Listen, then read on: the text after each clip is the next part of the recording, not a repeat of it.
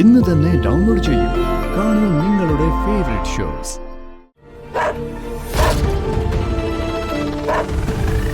ശത്രു പോ.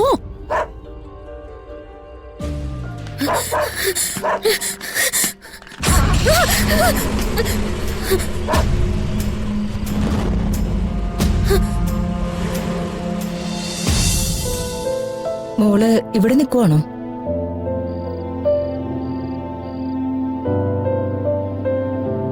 മോള് വാ, വന്ന് ആഹാരം കഴിക്ക. എന്റെ വിശപ്പൊക്കെ പോയി. അച്ഛനോടുള്ള ദേഷ്യം ആഹാരത്തോട് തീർക്കുവാണോ?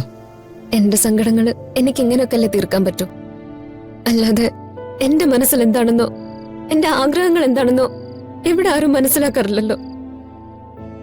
മോളെ, അമ്മയ്ക്ക് മോളെ മനസ്സിലാവും. അച്ഛൻ എന്തെങ്കിലും ചെയ്തിട്ടുണ്ടെങ്കിൽ അത് മോളുടെ നന്മയ്ക്ക് വേണ്ടിയാവും.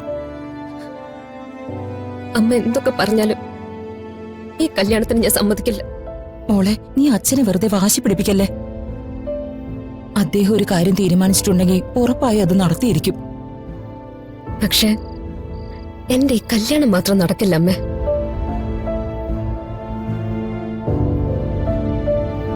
അതെന്താ? മോളുടെ മനസ്സിൽ മറ്റാരെങ്കിലും ഉണ്ടോ?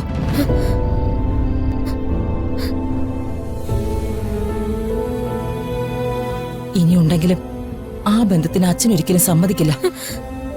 മോളതങ്ങ് മറന്നേക്ക്.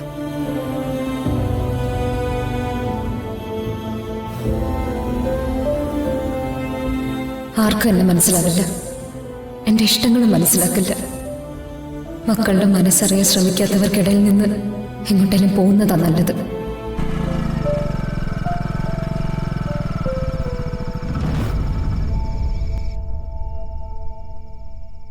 അച്ഛാ, അച്ഛാ, അല്ലെ നിങ്ങളുടെ അച്ഛനാണോ? നിങ്ങൾക്കൊന്നും മനുഷ്യത്വല്ലേ ഒരാളെ ഇങ്ങനെ കെട്ടിയിടാന്ന് വെച്ചാ? ആള് നല്ല വെള്ളമായിരുന്നു. ഇവിടുന്ന് ഇറങ്ങി പോയിട്ട് വല്ല വണ്ടിക്കും അടവയ്ക്കണ്ടെന്ന് വിചാരിച്ചിട്ട് ഞങ്ങൾ എല്ലാരും കൂടി പിടിച്ച് കെട്ടിയിട്ടതാ. അതെ, നിങ്ങൾ ഈ ഫുൾ ടൈം തണ്ണി അടിച്ച് നടക്കുന്നവന്മാരെ വീട്ടിൽ ഇരുത്തുന്നതാ നല്ലത്. അല്ലെങ്കിലേ ഞങ്ങള് നാട്ടുകാർക്ക് പണിയാവും. മനസ്സിലായോ?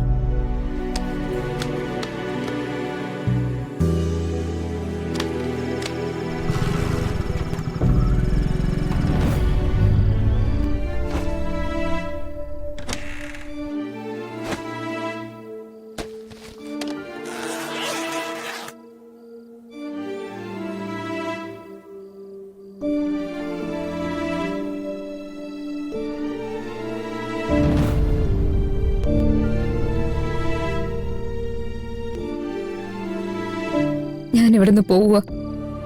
ഈ വീട്ടിൽ നിന്ന് ഞാൻ സ്വപ്നം കണ്ടതുപോലെ എനിക്കൊരു ജീവിതം ഉണ്ടാവില്ല. എന്നെ ശപിക്കരുത്.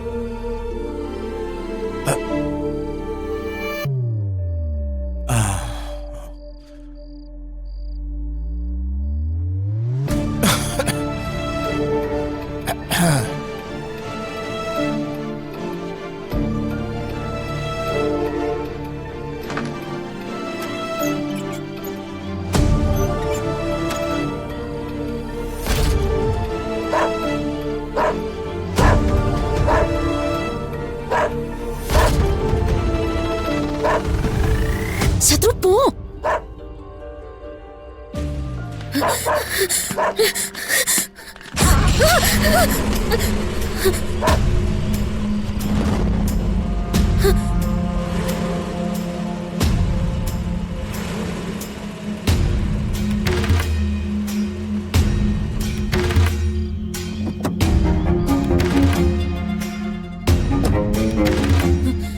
ഈ ബാഗുമായിട്ട് നീ ഇവിടെ പോടി. ഞാൻ ഇവിടുന്ന് പോവുക. ഇനി ഇങ്ങോട്ട് വരുന്നില്ല. പോടി.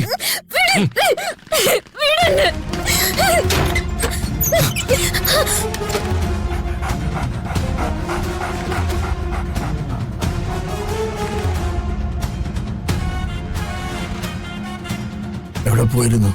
എങ്ങും പോയില്ല. പക്ഷെ ഇവിടെ പോയേനെ. അതിനുമുമ്പ് ഞാൻ ഇവിടെ എത്തി. എന്താ മോള് ഇവിടുന്ന് പോവാന്ന്. എന്താ മോളെ കേക്കുന്നേ?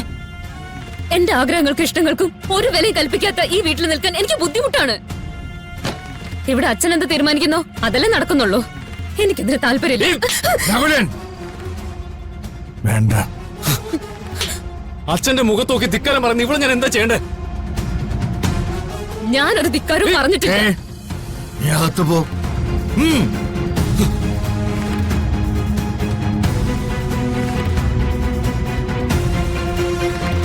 പാർവതി, മോളെ എവിടേക്ക് ഓടിയിട്ട് കാര്യമില്ല. അച്ഛനൊരു കാര്യം തീരുമാനിച്ചിട്ടുണ്ട്. നിന്റെ കല്യാണം അത് ഞാൻ നടത്തും. എന്തായാലും നടത്തും. അച്ഛാ,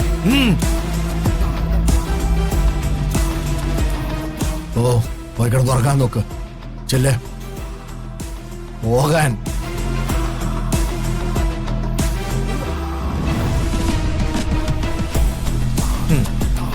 കരുനീലിക്കാവിലമ്മ എപ്പോഴും പത്മനാഭന്റെ കൂടെ തന്നെയാ.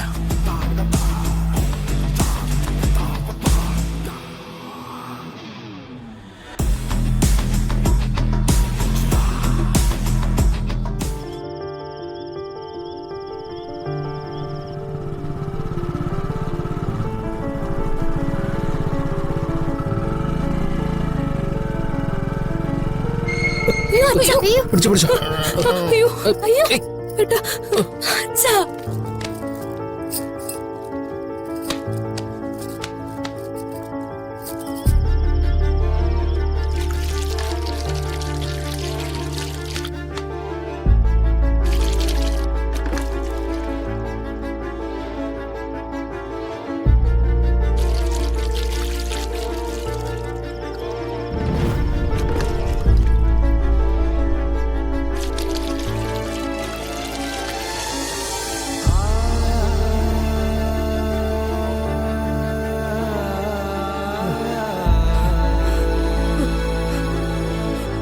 അച്ഛനോട് ദേഷ്യം തോന്നല്ലേ മക്കളെ? മനസ്സിന്റെ വിഷമം മാറാൻ വേണ്ടി അച്ഛൻ കുടിക്കുന്നത്.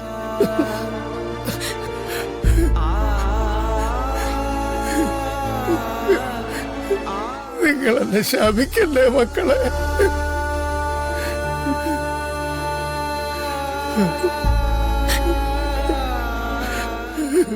എന്താ അച്ഛാ ഇത്?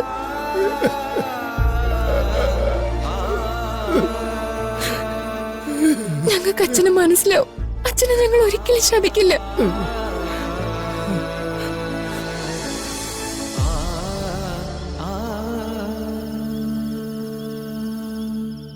അച്ഛനെ ഈ അവസ്ഥയിൽ എത്തിച്ചത് നമ്മുടെ അമ്മയാ. അവർക്ക് ഈ ശാപം കിട്ടുക.